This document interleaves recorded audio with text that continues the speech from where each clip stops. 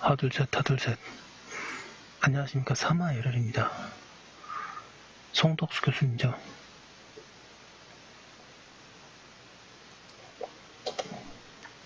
송덕수 교수님과 제10판 신민법 강의 1879페이지 시작하겠습니다. 제6절 친족관계. 사마LLTV 7차 추천을 부탁드리고 유튜브 구독을 권합니다. 제6절 친족관계. 일본의 서설.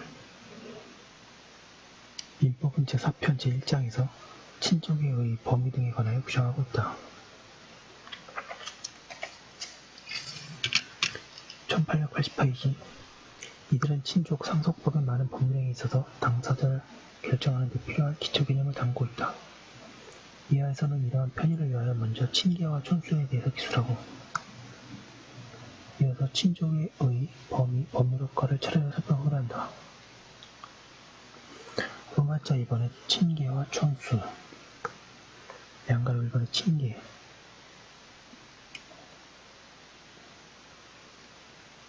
방가로 1번에 의. 친계란 세대적 혈통연락의 관계를 가리키며 이것에 의하여 친족이 어떻게 혈연적으로 연결되는지를 알 수 있다.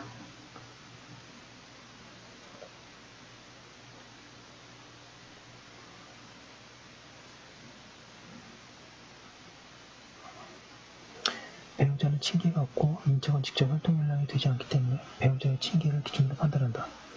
방가리번의 종류. 양가로 가해 직계친, 반계친. 직계친은 혈통이 직선적으로 직상직하하는 관계이고 반계친은 공통시초로부터 갈라져서 직하하는 다른 친계이다. 혈족은 모두 직계친과 반계친 가운데 어느 하나에 속하며 이를 직계혈족, 반계혈족이라고 한다. 그리고 배우자의 직계혈족, 반계혈족은 다른 배우자에게는 직계인척, 반계인척이 된다. 양가로 가해 존속친, 비속친. 부모 및 그의 동일한 학렬에 있는 친족으로부터 상위 층에 있는 자를 존속친이라고 하고 자아 및 그와 동일한 학렬에 있는 친족으로부터 하위 층에 있는 자를 비속친이라고 한다. 자기와 동일한 학렬에 있는 자는 존속친도 비속친도 아니다. 존속친, 비속친의 구별은 학렬에 의한 것이고 나이와는 관계가 없어서 자기보다 나이가 적은 존속친이나 나이가 많은 비속친은 있을 수도 있다. 직계친, 반계친은 그 각각에 대하여 존속친, 비속친을 나눌 수 있다. 그래야 직계존속, 직계비속, 반계존속, 반계비속이 있게 된다. 그럴 경우 부모, 조부모, 중조부모는 직계존속이고 자녀, 손자녀는 직계비속이며 백, 숙부, 고모, 이모, 종, 조부는 반계존속이고 조카, 생질, 종소는 반계비속이다. 양가로 다해 부계친, 모계친. 부와 그의 혈축이 부계친이고 모와 그의 혈축이 모계친이다. 남계친, 여계친. 남계친은 혈통이 남자만에 의해서 연결되는 것이고 여계친은 혈통이 부계에 의하여 연결되지만 그 중간에 여자가 혈통의 연락처로 개입되어 있는 경우에 친계이다. 이는 부계, 모계와는 전혀 다른 개념이다. 예컨대 고모와 아들과는 같은 부계 혈족이나 중간에 여자가 개입되어 있으면 여계친이고 남계친이 아니다. 남계친, 여계친의 구별은 1881페이지. 과거에 809조 2항에 남계 혈족이 배우자의 호익을 금하고 있어서 의미가 있었으나 2006년에 그 규정이 개정되어 이제는 구별의 의미가 없게 되었다. 양가로 2번의 촌수, 방가로 2번의 의. 촌은 친족관계 친밀도를 측정하는 척도의 단위이다.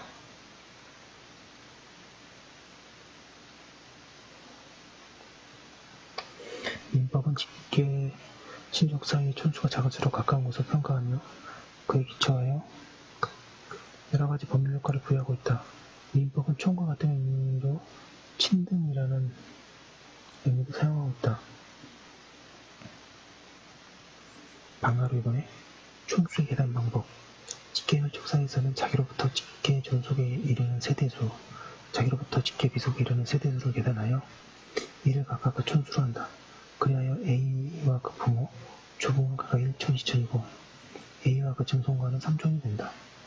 반계혈족 사이에서는 자기로부터 동원의 직계존속에 이르는 세대수와 그 동원의 직계존속으로부터 그 직계부속에 이르는 세대수를 모두 합하여 그를 촌수로 한다. 예컨대 AB가 관계혈족의 경우에는 A, B 사이에 가장 가까운 공동 시초가 C라면 A로부터 C에 이르는 세대수를 세고 또 C로부터 B에 이르는 세대수를 세어 이 두 세대수 간에 합하면 그것이 A, B 사이의 촌수가 된다. 그리하여 형제자매는 2촌이고 백수는 3촌, 종형제는 4촌이다.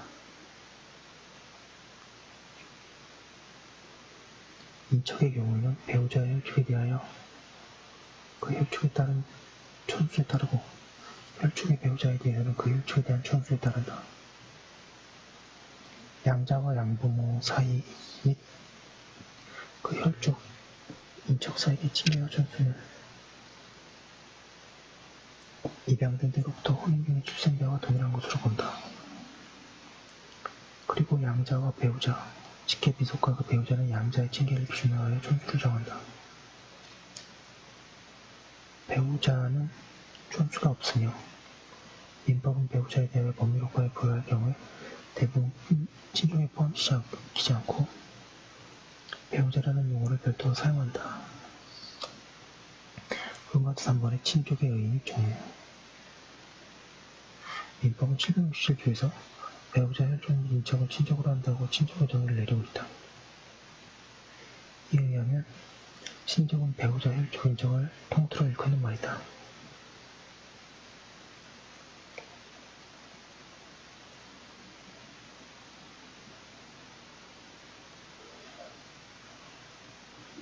아래에서 친족을 구성하는 세 종류를 나누어 보기로 한다.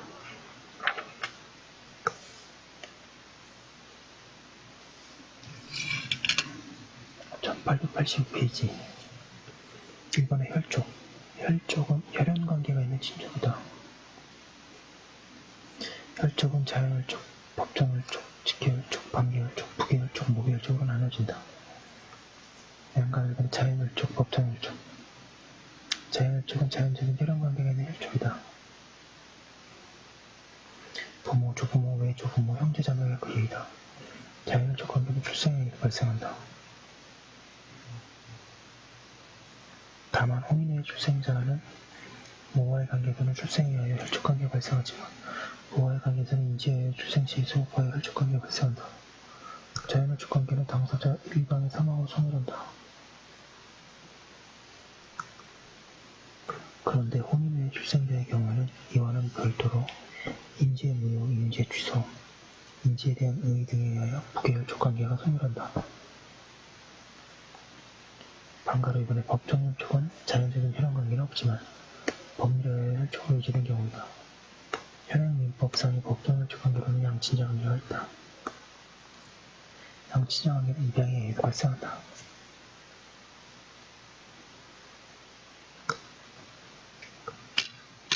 즉 그때부터 양자와 양친 및 양친의 혈족 사이, 양친과 양자의 직계배속 사이에 법정혈족관계가 있게 된다. 입양의 경우 입양자와 그의 친생 부모 및 그 혈족, 인척과의 친족관계에는 소멸하지 않는다. 그러나 친양자의 경우에는 원칙적으로 입양 전에 친족관계가 생긴다. 한편 입양이 있더라도 양부모 및 그 혈족과 친생 부모 및 그 혈족 사이에는 혈족관계가 생기지 않는다. 입양으로 인한 친족관계는 자연혈족에서와 같이 양친자 중에 일방의 사망으로 종료한다. 그런데 다른 한편으로 입양의 취소 또는 파양으로 인하여도 종료한다.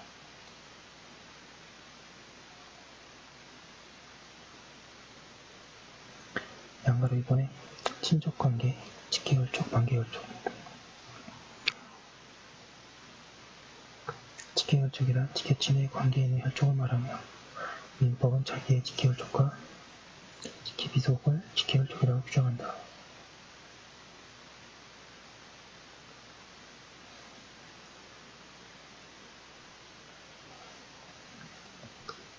반계혈족은 반계친의 관계에 있는 혈족이며 민법은 자기의 형제자매와 형제자매의 직계비속, 직계존속의 형제자매 및 그 형제자매의 직계비속을 반계혈족이라고 규정한다.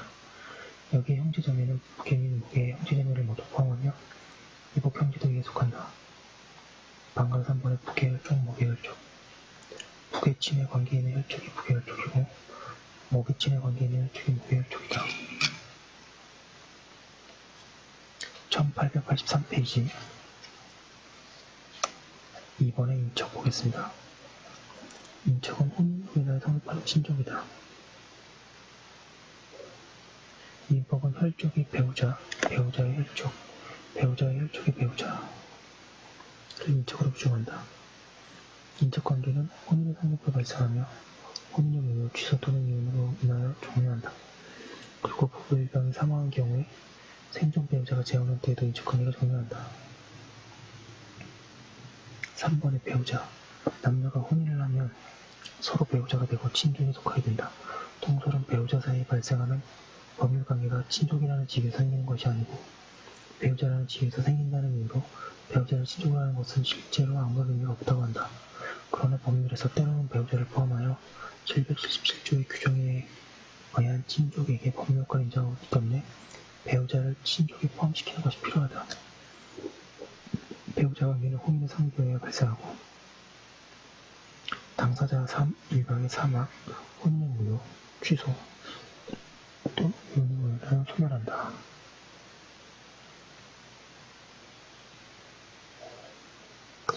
예, 이 조문은 앞에서도 봤기 때문에 좀 빨리 나왔고요. 여기까지 한 거 올려두고 잠깐 쉬었다가 또 다음 거에서 하겠습니다.